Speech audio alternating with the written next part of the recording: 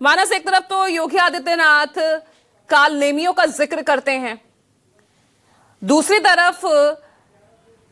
उन्हीं की सरकार में डिप्टी सीएम उनके चरणों में प्रणाम करने की बात करते हैं, उन्हें भगवान कहते हैं। तो क्या इस विवाद पर क्या यूपी सरकार ही यहां बढ़ती नजर आ रही है क्या? देखिए, बहुत स्पष्ट तौर से बता दूं कि इस पूरे प्रकरण में भारतीय जनता पार्टी में दो अलग अलग मत है। देखिए, सरकार भारतीय जनता पार्टी की है तो निश्चित तौर पर संगठन भी उसमें इन्वॉल्व होता है, क्योंकि संगठन से ही सरकार है। अब जब एक तरफ मुख्यमंत्री योगी आदित्यनाथ कालनेमी कह के संबोधित कर रहे हैं और इशारा कर रहे हैं कि कौन कालनेमी है,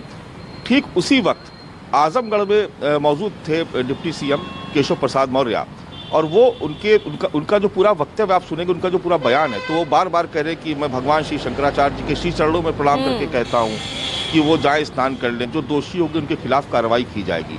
तो बिल्कुल स्पष्ट तौर पर सरकार और संगठन में दो लकीरें दिखाई पड़ती हैं कि बहुत सारे भारतीय जनता पार्टी में ऐसे लोग हैं, सरकार में भी और संगठन में, जो ये मानते कि इस विवाद का तत्काल पटाक्षेप हो जाना चाहिए था और जिन अधिकारियों ने ऐसा किया उनके खिलाफ कार्रवाई की जानी चाहिए थी, जिससे ये विवाद इतना आगे ना बढ़ता और विपक्षी दलों को मौका ना मिलता कि वो सरकार पर सवाल उठा सके, उस सरकार पर जिसका मुखिया ही एक संत है। और भारतीय जनता पार्टी जो हिंदुत्व की बात करती है, जो साधु संतों के सम्मान की बात करती है, आप तमाम सारे ऐसे मंच एक बार नहीं, आप हजारों बार आपने देखे होंगे बीते कई दशकों में, जहां पर भारतीय जनता पार्टी के जो तमाम बड़े नेता साधु संतों के साथ मंच साझा करते हैं या अपने मंच पर उनको बुला करके सम्मानित करते हैं। और ये कहा भी जाता है कि भारतीय जनता पार्टी साधु संतों के सम्मान में सबसे ज़्यादा आगे रहती है, वो हिंदुत्व की बात करती है और हिंदुओं को एकजुट करने के लिए पूरी मुहिम चला रही है। राम मंदिर आंदोलन से लेकर के अब तक का अगर पूरा इतिहास आप देखेंगे तो हर बार जब चुनावी वक्त आता है तो आपको बहुत सारे भगवा वस्त्रधारी आपको दिखाई पड़ते हैं। और ऐसा भी नहीं कि खाली उत्तर प्रदेश में ऐसा होता हो, आप तमाम दूसरे राज्यों में भी आप देखेंगे कि मुख्यमंत्री योगी आदित्यनाथ को इसलिए वहाँ पर भेजा जाता है चुनाव प्रचार के लिए क्योंकि वो हिंदुत्व की बात करते हैं, हार्डलाइनर है और भगवा वस्त्र पहनते हैं, और एक संत के तौर पर उनको वहाँ पर प्रोजेक्ट किया जाता है, जिसका एक अच्छा असर पड़ता है हिंदू मतों के ध्रुवीकरण को लेकर के या उनको एकजुट करने को लेकर के। अब ठीक उसी वक्त जब माघ मेला चल रहा है और एक शंकराचार्य जो लगातार अनशन पे बैठे हैं, जो लगातार विरोध कर रहे हैं, और प्रशासन बजाय उनको समझाने के या उनकी मान मनोबल करने के, जिसकी उम्मीद की जाती है बीजेपी की सरकार में, उनको नोटिस पे नोटिस भेजा जा रहा है।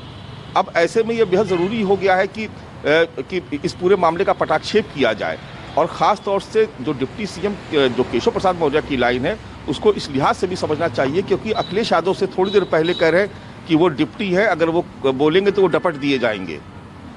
और उससे पहले एक दिन पहले अखिलेश यादव ने एक और बयान दिया कि बीजेपी की सरकार उन साधु संतों का भी अपमान करती है जो उसके खिलाफ बोलते हैं या उसके विरुद्ध कुछ बोल देते हैं तो सरकार सुनना नहीं चाहती है। उन्होंने ये नहीं कहा कि बीजेपी सुनना नहीं चाहती, उन्होंने कहा कि ये सरकार सुनना नहीं चाहती है। अगर उस सरकार के खिलाफ कोई सवाल खड़ा कर दे, फिर भले ही वो साधु संत क्यों ना हो, लेकिन हम यानी समाजवादी पार्टी इन्हीं साधु संतों का आशीर्वाद लेकर के 2027 में सरकार बनाएंगे। और आपने देखा उनके पूरा बयान अगर आप सुनेंगे अखिलेश यादव का, तो आपको लगातार वो साधु संतों के सम्मान की बात करते नजर आ रहे हैं और भारतीय जनता पार्टी की घेराबंदी कर रहे हैं। अब आप सोचिए कि जो हिंदुत्व की जो लाइन है, हिंदुत्व की जो पिच है, या हिंदुत्व का की जो सियासत है, उसमें अगर देश में कोई सबसे ज़्यादा अगर कोई किसी की चर्चा होती तो जाहिर सी बात है भारतीय जनता पार्टी, इसमें तो कोई शक शुबा नहीं है। अब अखिलेश यादव उन्हीं के घर में उन्हीं की पिच पे आकर के घेराबंदी करने की कोशिश कर रहे हैं, तो निश्चित तौर पर एक दूसरा धड़ा भी है जो इस बात का संदेश देने की कोशिश कर रहा है कि भारतीय जनता पार्टी या इस सरकार में साधु संतों का कितना सम्मान है। इसलिए केशव प्रसाद मौर्य ने ये बयान दिया, और ये बयान खाली केशव प्रसाद मौर्य का नहीं है, तमाम दूसरे नेताओं ने भी, दूसरे मंत्रियों ने भी कहा है कि इस विवाद का अंत होना चाहिए। और जहां तक जानकारी मेरी या जिस तरीके से मेरी संगठन के लोगों से इस मुद्दे पे पिछले 3-4 दिनों से बात हो रही है, जो अलग अलग प्रवक्ता हैं, अलग अलग जो पदाधिकारी हैं, वो भी इस बात को कहते हैं कि इस मामले का पटाक्षेप होना चाहिए, क्योंकि जब आप चुनाव के मोड में जा रहे हैं, जब आपके सामने 2027 का चुनाव लगा हुआ और 300 दिन के करीब आसपास बचे हुए हैं चुनाव होने में, तो ऐसे में अगर साधु संतों की नाराजगी का एक बड़ा मुद्दा बनती है और जिस तरीके से विपक्ष इसको लगातार लपकने की कोशिश कर रहा है या उसी को हथियार बना करके, यानी बीजेपी की हथियार से उसी का शिकार करने की कोशिश कर रहा है, तो निश्चित तौर पर सरकार में बैठे लोग भी असहज होंगे और संगठन तो असहज होगा, क्योंकि चुनाव के वक्त मेन जो मुख्य भूमिका होती है वो संगठन से जुड़े लोगों की होती है। तो ऐसे में ये सवाल खड़ा होगा ना कि साधु संतों का अपमान क्यों किया गया। क्या कोई अधिकारी जाके उन साधु संत का, भले ही वो आपके खिलाफ बोलते हैं, आपके खिलाफ मुखर रहते हैं, लेकिन उनकी मान मनोबल करके उनको जाके स्नान करवा देता। तो निश्चित तौर पर आने वाले वक्त में आप देखिएगा कि बहुत जल्दी इसके प्रयास होते नजर आएंगे। भारतीय जनता पार्टी हो या